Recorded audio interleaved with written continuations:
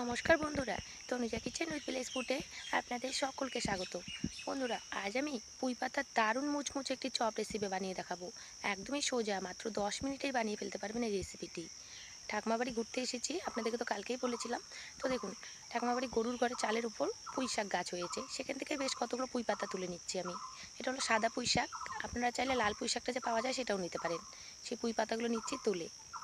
আজকে এতটাই সহজভাবে পুঁই পাতার চপগুলো বানিয়ে দেখাবো, কিন্তু খেতে দারুণ টেস্টি হয়। আপনারা একদিন বানিয়ে খেলে রোজ খেতে চাইবেন।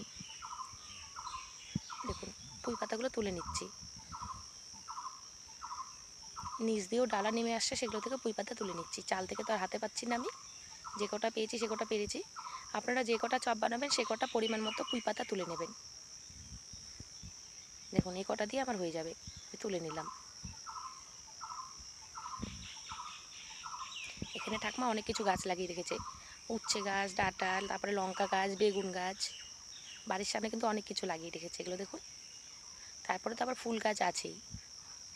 এটা হলো আমার ঠাকুমা বাড়ি, আমি ঘুরতে এসেছি এখানে।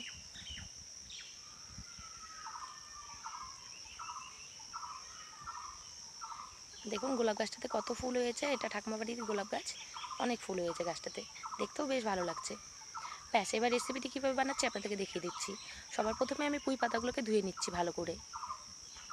গোটা গোটা পুঁই পাতা দিয়ে আজকে চপ বানাবো।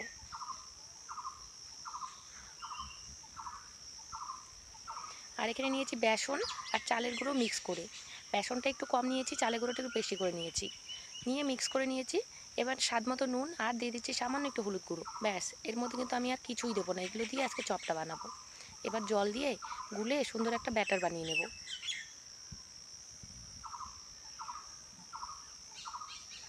এবার হাত দিয়ে ভালো করে মেখে ফেটিয়ে নিচ্ছি ব্যাটারটা। দেখুন ঘনত্বটা কীরকম হবে আপনাদেরকে দেখিয়ে দিচ্ছি। খুব একটা ঘনও না, আবার খুব একটা পাতলাও করছি না, কিন্তু দেখুন এরকম হবে। ব্যাটারটা রেডি, এটার মধ্যে করে আজকে চপ বানাবো। কড়াই বসিয়ে দিলাম, গ্যাসে রান্না করছি এখন। উনুনে রান্নাঘরে এখন রান্না করছি না আমি, এখন গ্যাসে করছি। ব্যাস, ব্যাটারের গায়ে ডুবিয়ে ডুবিয়ে এভাবে তেলে ছেড়ে দিচ্ছি। গোটা গোটা পাতা ভাজ করে নিচ্ছি। একইভাবে 2-3টা করে একবারে দেবো। দিয়ে দিলাম 3-4টে করে, দিয়ে উল্টে পাল্টে লাল লাল করে ভেজে নামিয়ে নিলেই তৈরি হয়ে যাবে আজকে পুঁই পাতার মুচমুচে চপ। বানানো খুবই সোজা, খেতে কিন্তু সত্যিই দারুণ টেস্টি। এতটা সোজা বানানো, আপনারা একবার দেখলেই বানাতে পারবেন। বেশ ক্রিস্পি হয়েছে কিন্তু চপগুলো, আর ভিতরে পুঁই পাতার একটা টেস্টটাই আলাদা।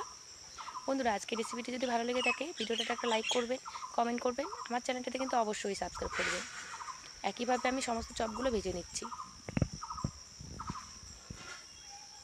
দেখুন দেখতে যতটা সুন্দর হয়েছে, খেতেও কিন্তু দারুণ টেস্টি হয়েছে।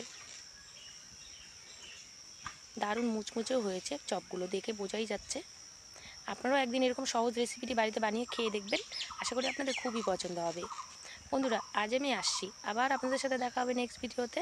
আপনারা সকলেই ভালো থাকবেন, সুস্থ থাকবেন, আর এই চপের রেসিপিটি বানিয়ে খেয়ে দেখবেন, আশা করি আপনাদের খুবই পছন্দ হবে। বন্ধুরা, ধন্যবাদ।